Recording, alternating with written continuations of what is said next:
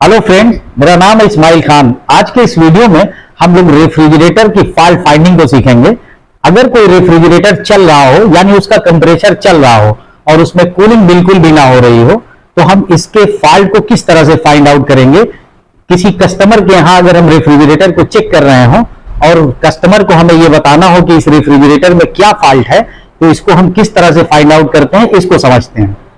इसके लिए सबसे मेन रीजन ये होता है कि जब भी कोई रेफ्रिजरेटर चल रहा होता है तो इसका मतलब ये हुआ कि उसमें जो रेफ्रिजरेंट है यानी गैस है वो एक प्रॉपर स्पीड से सर्कुलेट हो रही है, यानी कंप्रेसर से निकल रही है, कंडेंसर में जा रही है और उसके बाद फिल्टर कैपिलरी से होते हुए वो उसके फ्रीजर में जा रही है और एक फिक्स स्पीड पर वो कंप्रेसर में वापस आ रही है।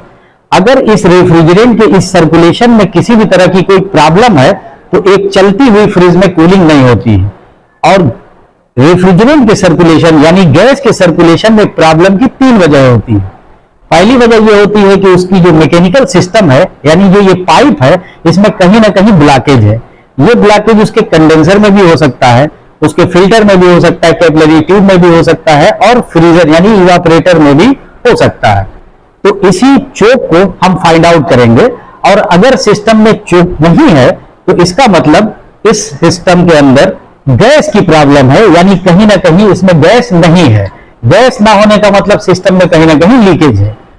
अगर किसी सिस्टम में चोक ना हो और लीकेज ना हो तो इसका यह मतलब होता है कि जिस कंप्रेसर के जरिए ये गैस सर्कुलेट हो रही है उस कंप्रेसर की पंपिंग फेल हो गई है।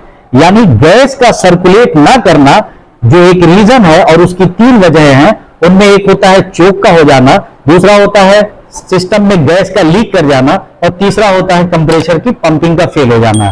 इसको हम रेफ्रिजरेटर पर समझते हैं। ये एक रेफ्रिजरेटर है।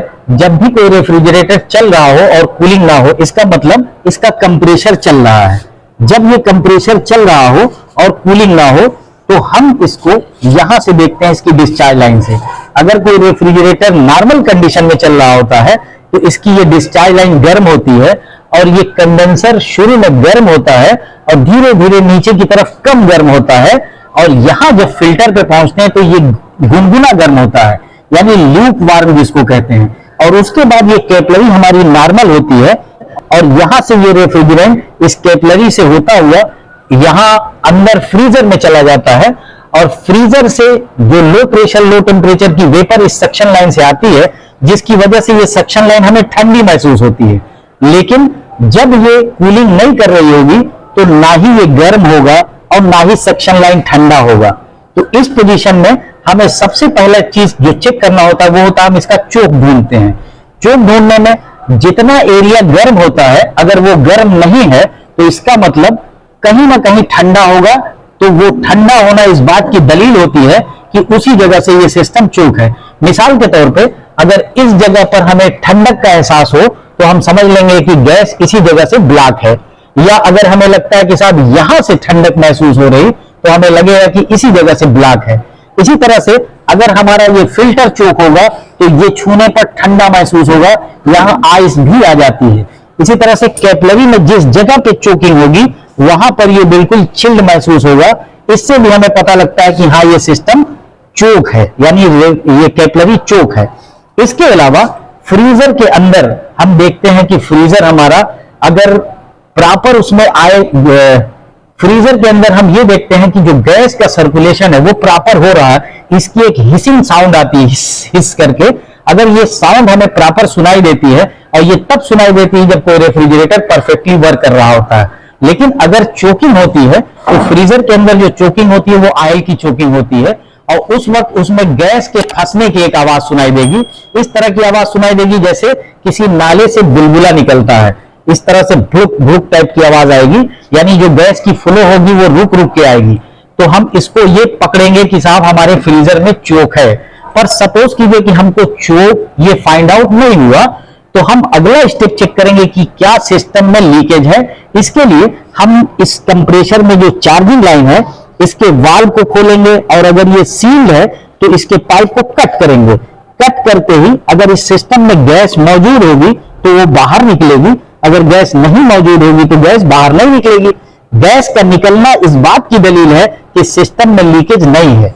लेकिन अगर गैस नहीं निकली तो बहुत ज्यादा श्योर है कि सिस्टम में लीकेज है। अगर सपोज कीजिए कि हमको चोक का नहीं कहीं पता चला और इसके कट करने पर यहां से गैस भी बाहर निकली, इसका मतलब सिस्टम हमारा चोक नहीं है, इसमें लीकेज भी नहीं है, तो अगला जो स्टेप होता है वो ये होता है कि इस कंप्रेसर की पंपिंग हमें चेक करनी होती है। इसके लिए हम चूंकि इसको कट कर चुके हैं चार्जिंग लाइन को, अब डिस्चार्ज लाइन को भी कट करेंगे और यहां पर हाई प्रेशर गेज को जोड़ लेंगे और इस कंप्रेसर को ऑन करेंगे। ऑन करने पर गेज की पंपिंग 350 psi को अगर क्रॉस कर रही है तो हम समझेंगे कि ये सिस्टम यानी ये कंप्रेसर हमारा ओके है। अगर इसकी पंपिंग 350 psi से नीचे है तो हम समझेंगे कि इसकी पंपिंग कम है। अगर पंपिंग हमको ओके मिलती है और चूंकि सिस्टम में लीकेज भी नहीं मिला तो हम ये समझ लेंगे कि सिस्टम में कहीं ना कहीं चोक था और उस चोक को हम फाइंड आउट नहीं कर पाए हैं। तो इस केस में हम पूरे सिस्टम को प्रॉपरली साफ करेंगे यानी फ्लश करेंगे, हो सके तो किसी केमिकल से यानी पेट्रोल से या थिनर से सिस्टम को हम फ्लश करेंगे, यानी कंडेंसर को अलग करके फ्लश करेंगे, चैम्बर को अलग करके फ्लश करेंगे और दोबारा इस सिस्टम में गैस डाल लेंगे। तो इस तरह से हमारी रेफ्रिजरेटर फिर से ओके हो जाएगी, सही हो जाएगी। उम्मीद है ये वीडियो आपको पसंद आया होगा। चैनल अभी तक सब्सक्राइब ना किया हो तो जरूर कर लें और ऑल नोटिफिकेशन बेल को भी प्रेस कर लें, जिससे मेरी आने वाली सभी नॉलेजेबल वीडियो सबसे पहले आप तक पहुंचे। Thanks for watching.